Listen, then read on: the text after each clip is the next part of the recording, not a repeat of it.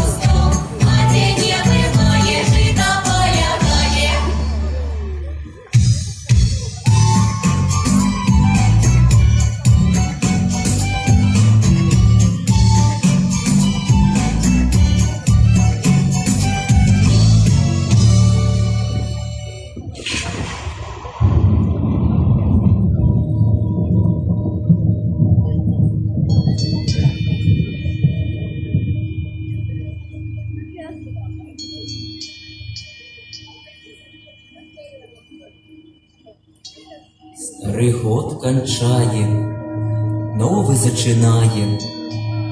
С раннею весною, с буйною травою, с божжем колосистым, с зерном ядранистым.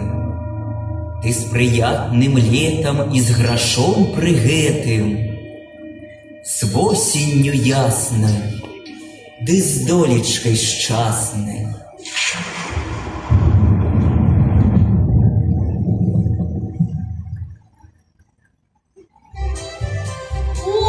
Наша козонька ляжить, не може устати. Треба нашій козоньці коляду дати. Хоть ковбасицу, хоть кусочек сала, чтоб наша коза устала. А на роженьки два пироженьки, а на хвосточек сало кусочек.